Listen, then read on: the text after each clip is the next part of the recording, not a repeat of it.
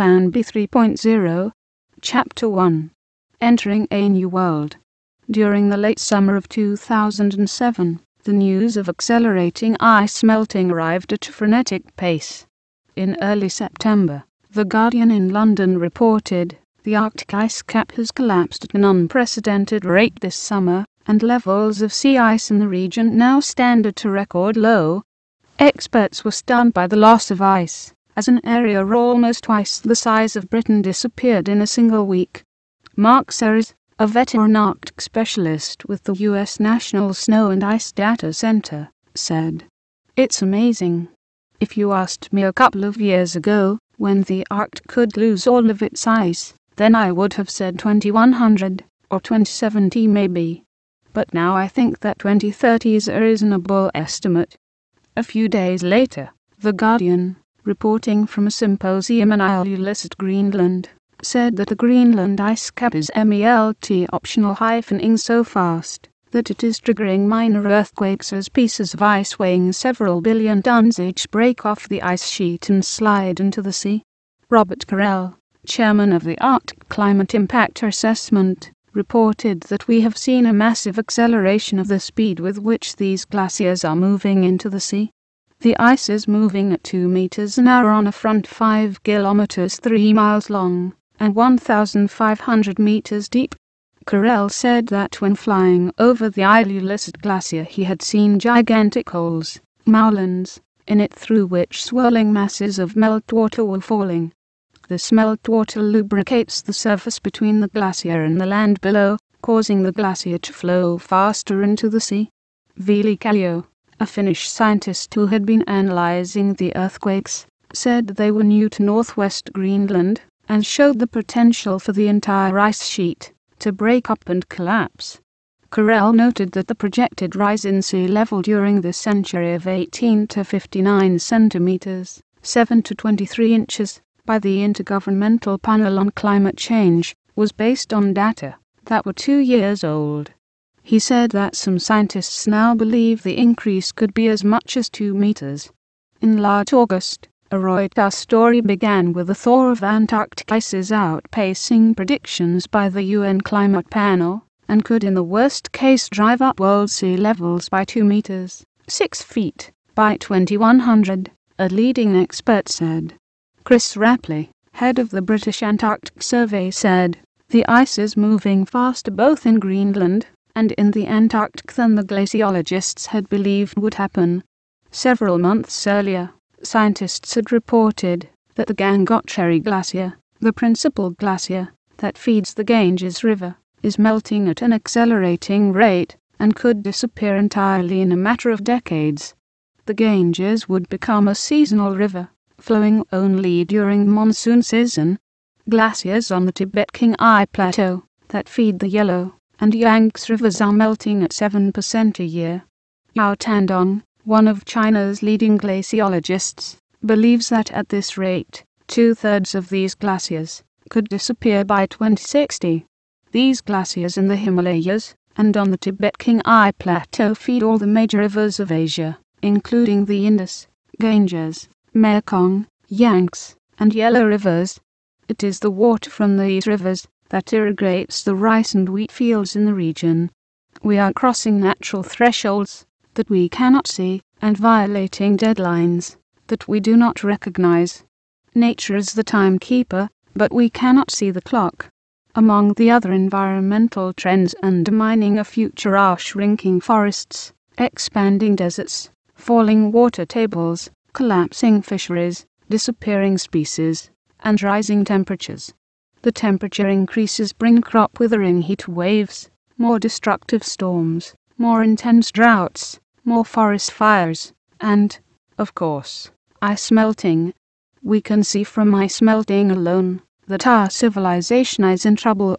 If the Greenland ice sheet melts, sea level rises 7 meters, 23 feet. If the West Antarctic ice sheet breaks up, and many scientists think it could go before Greenland, it adds another 5 meters to the increase, for a total of 12 meters, 39 feet. The International Institute for Environment and Development has studied the likely effects of a 10-meter, 33-foot, rise.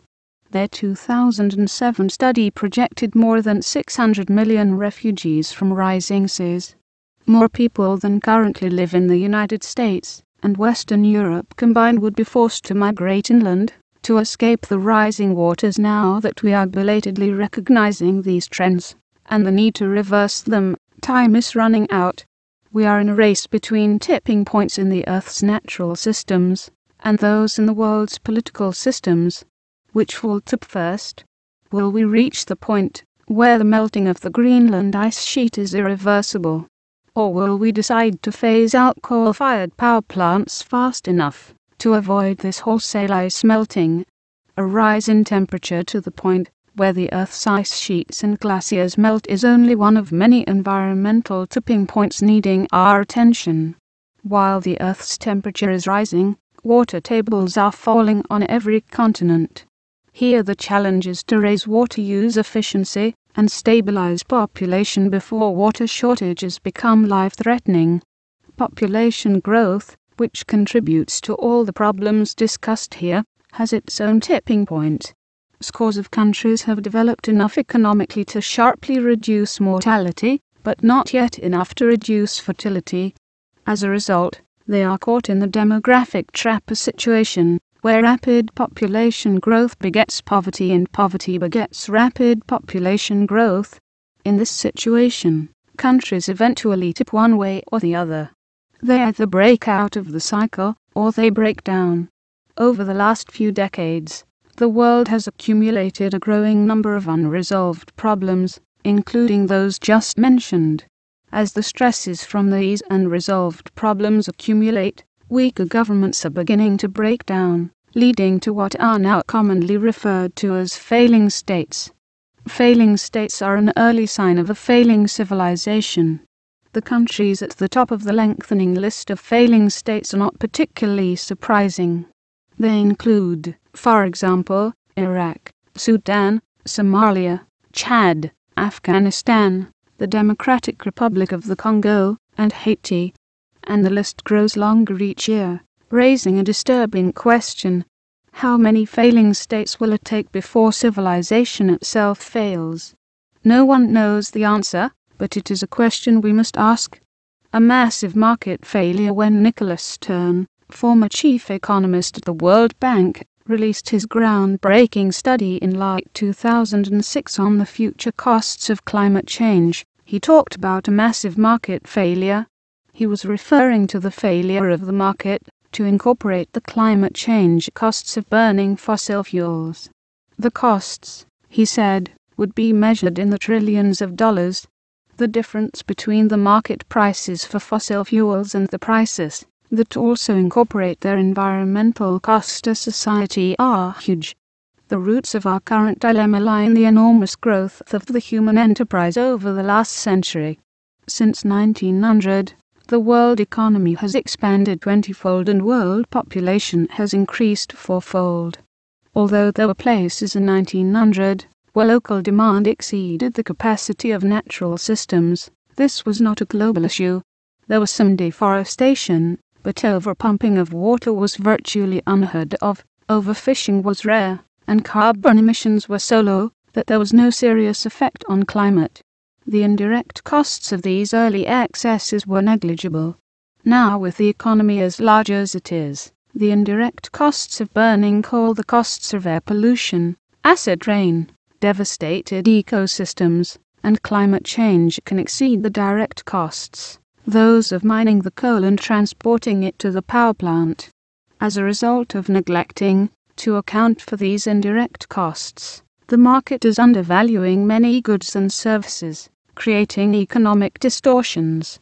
As economic decision makers, whether consumers, corporate planners, government policy makers, or investment bankers, we all depend on the market for information to guide us.